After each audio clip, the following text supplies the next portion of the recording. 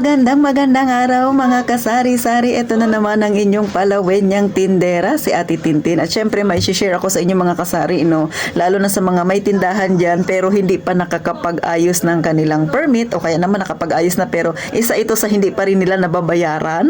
Baka wala kayong ganito. Ano ba itong mga tinutukoy ni Ate Tintin? Pero bago tayo mag-umpisa mga kasari, huwag ka nang mahiya. Mag-subscribe ka na sa palawenyang tindera.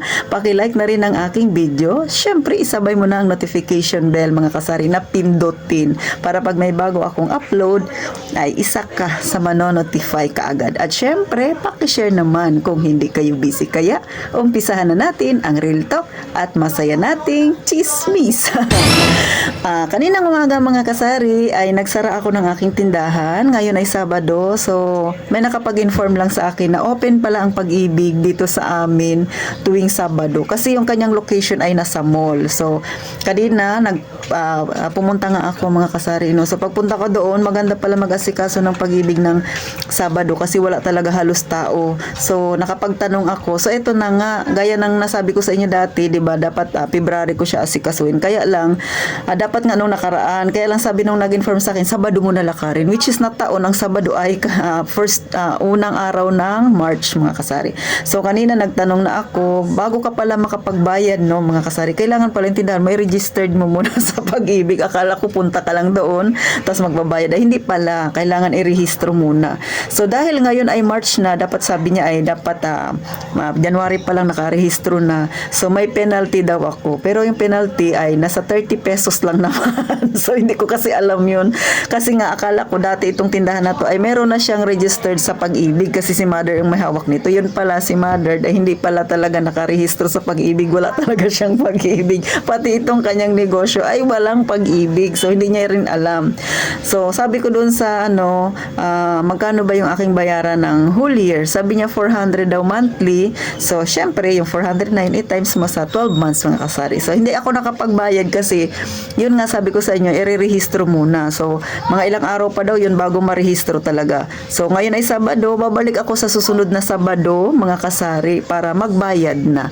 O mga kasari, meron pa siyang sinabi sa akin na i-email niya raw. Si Ate Tintin, pagdating sa email, hindi ako ganun kagaling kasi nga makakalimutin ako sa PIN.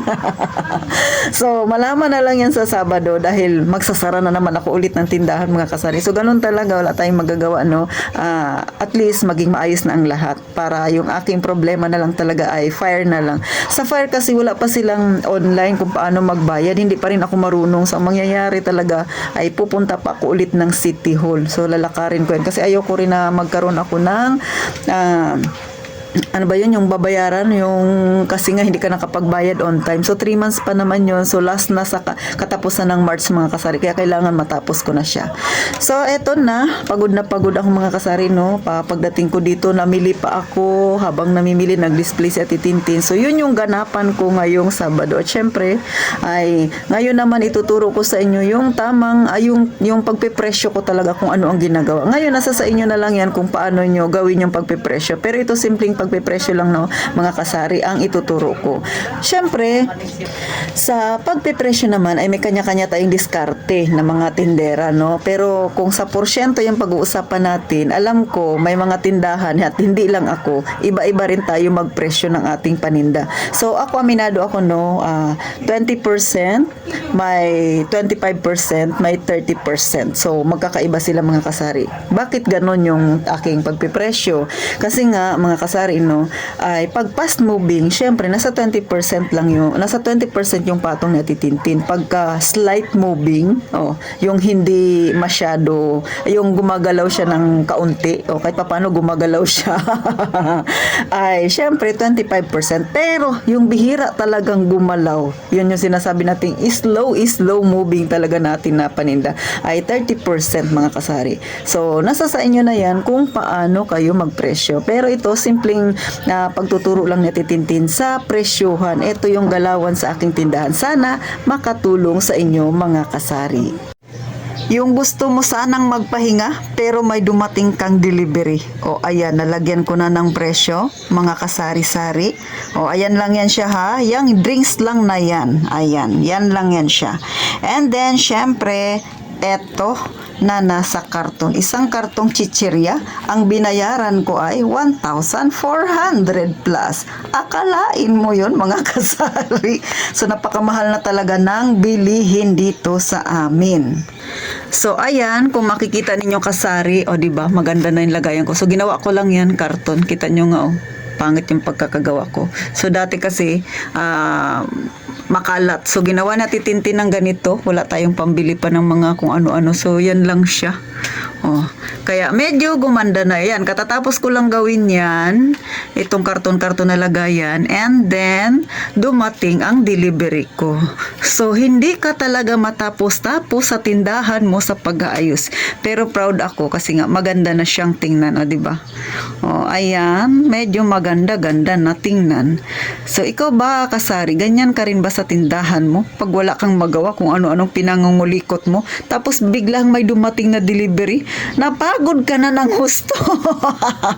Pero syempre, yan ang buhay tindera. So, eto na mga kasari, yung aking mga chichirya na in order. Panay malalaki siya, and then syempre magpresyo na tayo.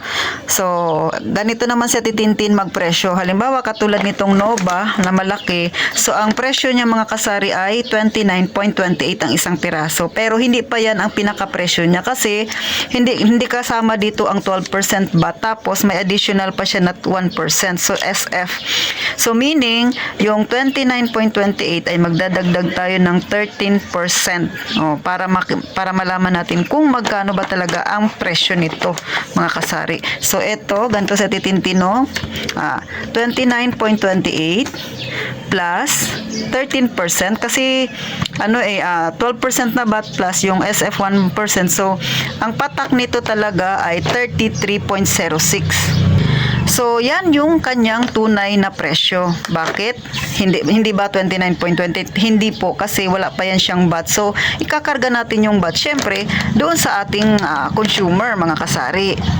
Kaya, yung presyo ng Nova na malaki ay 33.08. O, wala pa tayong tubo dyan. Puhunan pa lang yan, mga kasari, yung 33.08 na yan, ha? So, ilang percent ba ang patong ninyo sa inyong paninda? So, sabihin natin, 20% atitin ang ipinapatong ko sa aking paninda. So sa 20%, so 'di ba 33.08 na siya. So plus tayo ng 20% kasi yan yung magiging kita natin. So ang bintahan nito sa iyong tindahan kung 20% ang iyong dinagdag ay 39.70. Syempre 40 pesos na yun mga kasari.